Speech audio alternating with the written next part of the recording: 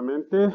Bueno, esta es la segunda parte del video sobre el tema de población y muestra. Nos vamos a ubicar en dos lugares, ¿verdad? Uno es el blog, donde está dispuesto el resumen de contenido y actividad de la unidad 3. Y nos ubicamos aquí en esta parte. Miren, después del capítulo 7.9, que fue el video que vimos anteriormente, este tema lo seguimos viendo acá, en el resumen de Tapia, María Antonieta, apuntes de metodología. Vamos a darle clic acá y nos va a aparecer este documento, que es continuación al tema anterior. De igual manera se puede obtener aquí en la plataforma. Usted ingresa al curso. Aquí en el curso recuerden de que van aquí al resumen de temas y actividades y exactamente aquí en este acceso directo después del capítulo 7.9 dan clic aquí y les va a aparecer el mismo documento, ¿verdad? Por ambas vías lo pueden hacer, tanto dentro del campus como también dentro de la plataforma del blog educativo, ¿verdad? Bueno, continuamos con el tema. Estábamos viendo los métodos de muestreo.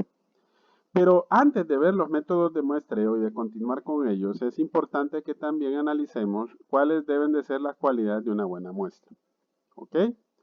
Una buena muestra, ¿verdad? Para que podamos tenerla estadísticamente hablando, es necesario que reúna esos tres requisitos. Primero, ser representativa o reflejo general del conjunto o universo que se va a estudiar. ¿Qué significa eso? Que debe reproducir de la manera más exacta posible las características del objeto o del sujeto de estudio. ¿Ok? Segundo, que su tamaño sea estadísticamente proporcional al tamaño de la población. Aquí algunos autores difieren en cuanto al tamaño de la población, pero ojo, aquí hay que tomar en cuenta que gran parte de esos aspectos van en razón también de el tamaño proporcional y de la capacidad que podamos tener de llevar a cabo ese proceso dentro de ese tamaño.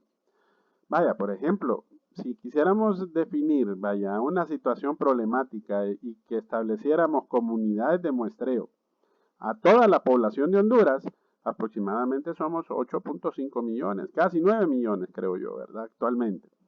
Bueno, estadísticamente hablando, ¿cuánto sería una proporción aceptable? Bueno, más o menos entre un 2.5 a un 5%. Pero aún así es demasiadas unidades juntas tomando como universo o población. Ahora, ¿qué hacemos para tratar de jugar estadísticamente hablando en la proporción del tamaño de la población? Jugamos con el error muestral y que este debe de estar dentro de los límites aceptables. Estadísticamente hablando también se nos habla que debe de ser más o menos del 2%, ¿verdad? Podemos hacer algunas investigaciones en algunas fuentes bibliográficas y vamos a encontrar que más o menos ese es el rango en que se puede jugar tanto en positivo como también en negativo, ¿ok? Estas son las cualidades de una buena muestra. Estas tres. Ahora sí, retomemos los métodos de muestreo. Se recuerdan que habíamos hablado de la muestra probabilística y de la muestra no probabilística. Aquí está la no probabilística. Veamos qué es la muestra probabilística. Bueno, dice aquí que es cuando todos los elementos de la población tienen la misma probabilidad de ser escogidos. En otras palabras, dentro de la población definida en su alcance, tendríamos que definir una muestra, pero para poder escoger esa muestra, todos pueden ser susceptibles de ser escogidos. Esto se hace mediante dos pasos. Primero, determinamos el tamaño de la muestra. Decimos de cuánto va a ser, estadísticamente hablando. Eso lo determinamos en el paso previo, dentro de las cualidades de una buena muestra. Y segundo, seleccionamos de manera aleatoria o al azar, ¿ok? Aleatoria o al azar. Esa es la característica de la muestra probabilística, ¿verdad? Probabilística, ¿ok? Bueno, la no probabilística Aquí el criterio es distinto. Esa es una muestra dirigida. Aquí la selección de los elementos depende del criterio del investigador. Vaya, les podría citar un ejemplo. Anteriormente yo impartía la clase de lógica. Para su servidor, la clase de lógica debería estar ubicada más o menos dentro de la programación de la carrera en un poco más de la clase 25 en adelante. Pero si ustedes se fijan, lógica está dentro del primer paquete de clases para los estudiantes que en su mayoría vienen en el primer año de ingreso. Lógico, cuando hablamos de lógica, estamos hablando de una terminología un tanto complicada y difícil. Por eso, implícito debe de estar que el contenido de la clase es un poco profundo, porque hablamos de filosofía del derecho, hablamos de interpretación un poco y hablamos de lógica, ¿verdad? Entonces, hay epistemología, etc. Entonces, hay que traducir de cierta manera. Cuando impartía mis clases de lógica, lo que yo hacía, en primer término, a mis estudiantes, es que les aplicaba una prueba diagnóstica, pero no se los aplicaba a todos, ojo, solo seleccionaba a ciertos. Pero ¿cómo lo hacía? En base a ciertos criterios de una evaluación previa que yo hacía el primer día de examen, el primer día de clases. Y así yo dirigía y, en otras palabras, hacía una muestra dirigida, determinada en base al criterio del investigador. ¿Entienden?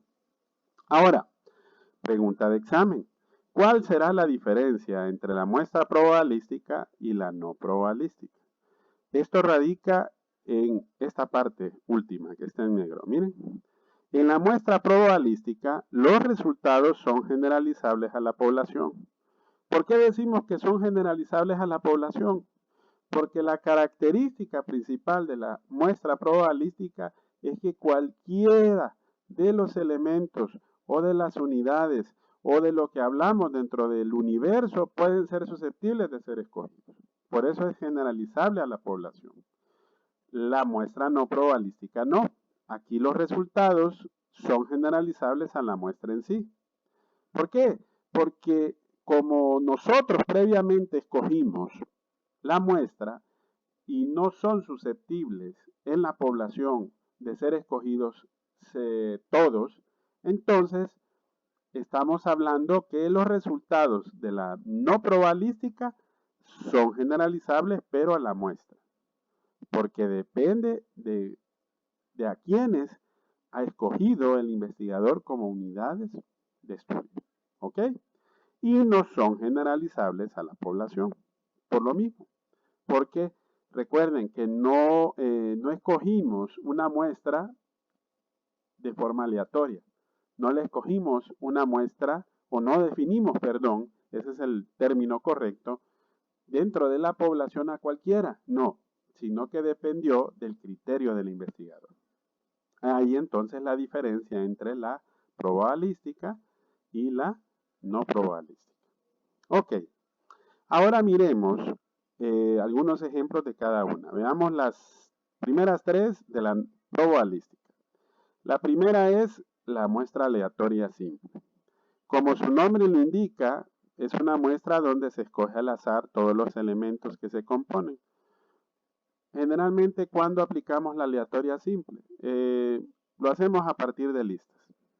Imagínense que definiéramos dentro del universo de los estudiantes matriculados legalmente en el primer periodo del 2020 en Ciudad Universitaria, entonces, ¿cuál sería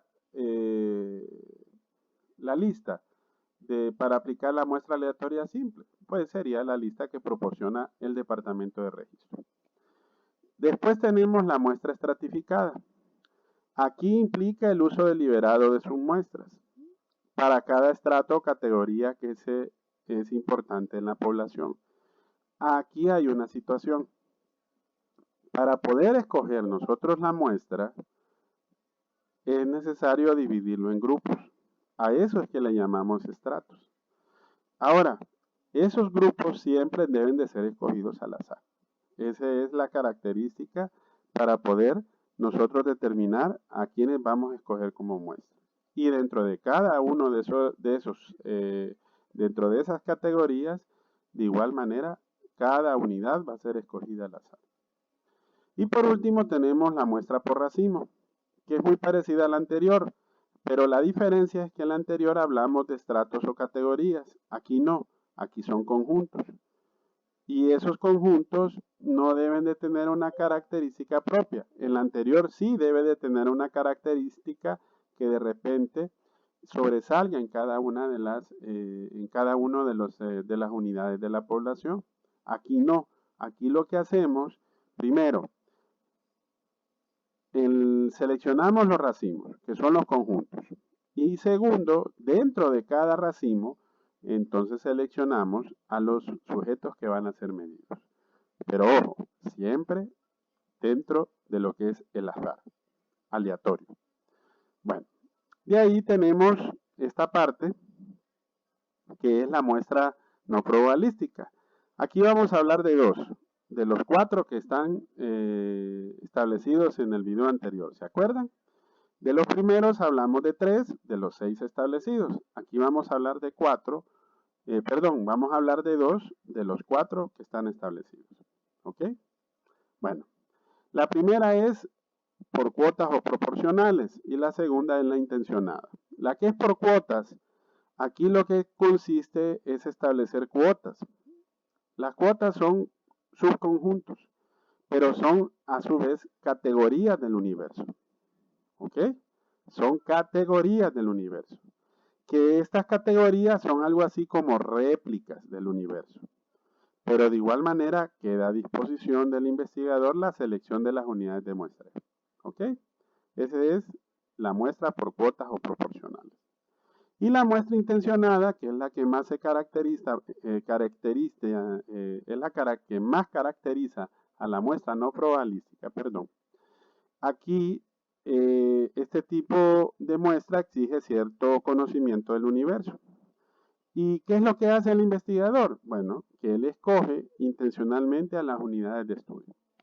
Imagínense que de repente a mí me interesa saber, dentro del universo de los estudiantes de, por ejemplo, de educación media, el hacer un análisis del embarazo de las menores adultas de entre 16 y 18 años. ¿A quién me va a interesar como unidades de muestreo? De repente, si hago una muestra aleatoria, puedo tomar, digamos, a un grupo determinado en una zona geográfica. Puedo decir, digamos, Tegucigalpa, puedo decir Comayagüela, pero estaría tomando a todos los menores adultos entre 16 y 18 años.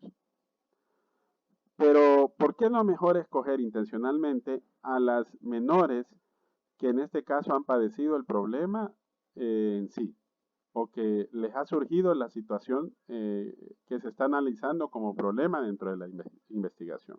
Es decir, escogemos intencionalmente solamente a las que han pasado por un embarazo, que en este caso es abajo de la edad establecida. ¿Ok?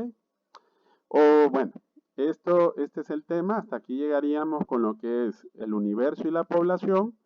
Y mañana, pues, en el siguiente video, mejor dicho, les voy a compartir otra de las etapas dentro del proceso que estamos desarrollando del contenido de la clase, ¿verdad? Así que muchas gracias y siempre estamos pendientes. Cualquier duda, estamos a sus órdenes.